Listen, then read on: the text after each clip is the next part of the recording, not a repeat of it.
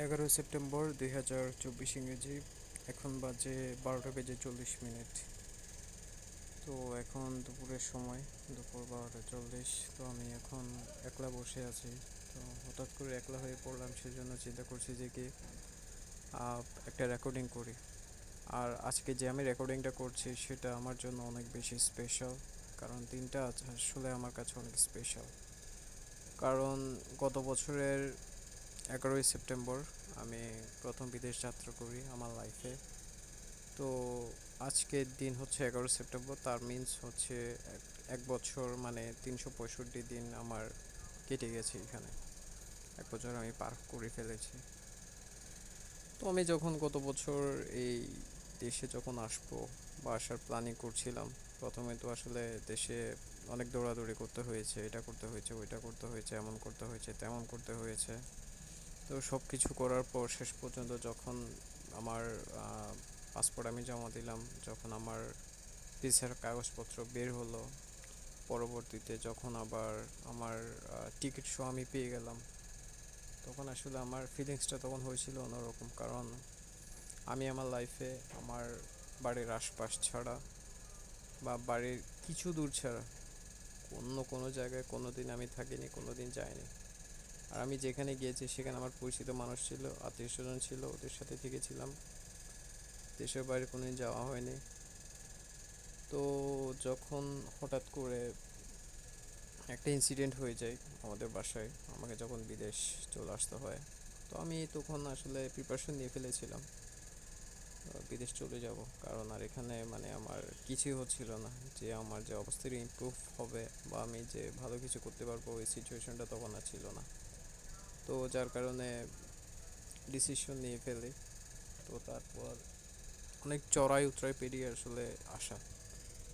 তো যেদিন আমি চলে যাব, ওই দিনের আগের দিন মানে 10 সেপ্টেম্বর, আমি আমার এক আত্মীয়ের বাসায় যাই আমার ফ্যামিলিকে নিয়ে। তো ওইখানে রাত্রিটা ওইখানে যাপন করি। পরবর্তী দিন মানে 11 সেপ্টেম্বর আমাদের বিকালের দিকে ফ্লাইট ছিল।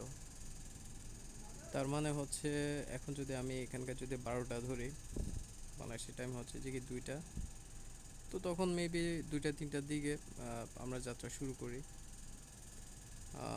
এখনো পর্যন্ত আসলে মনে আছে আমি যে বাসা থেকে বের হচ্ছি, বাসা থেকে বের হওয়ার আগে আহ, দুপুরের দিকে সবার সাথে একবার ছবি তুলি, ফ্যামিলির সবার সাথে। তখন মনে করেন মানে তখন অন্যরকম একটা অবস্থা যাচ্ছিল আমার উপর। তারপর আহ, ওইখান থেকে সবার সাথে ছবি তোলার পর খাওয়া দাওয়া করতে বসি। খাওয়া দাওয়াটা আসলে তেমন একটা ভালো করে হয়নি, কারণ খেতে ইচ্ছে করছিল না। তো অনেক কষ্ট করে খাওয়া দাওয়াটা শেষ করি। এরপর আমার আরেকজন পার্টনার ছিল, যে আমার সাথে যাওয়ার কথা ছিল, ওর জন্য ওয়েট করি। ও মেবি আসে 3টার দিকে, মনে হয় বাংলাদেশ টাইম 3টার দিকে আসে দুপুরের পর।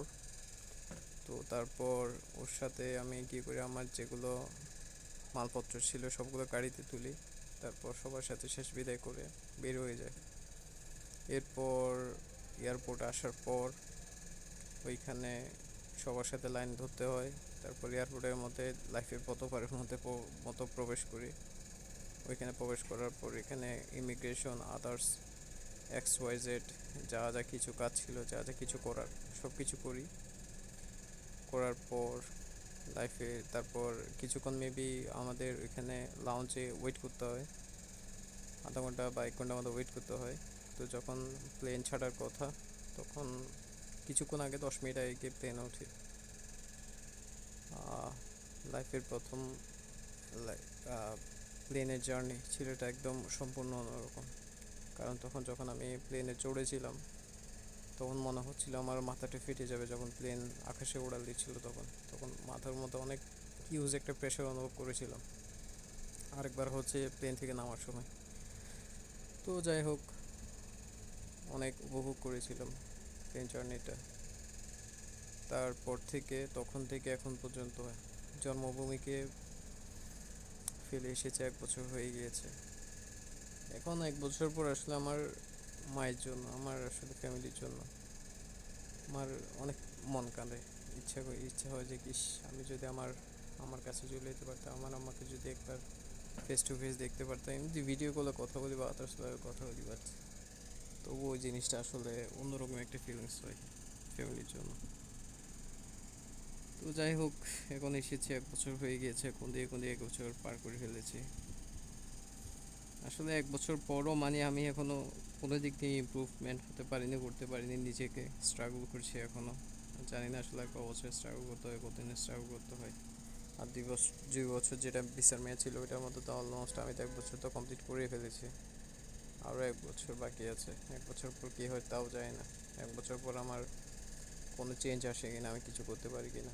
কারণ এখানে আমি আসার পর থেকে অনেক রকমভাবে পরিস্থিতির শিকার হয়েছি।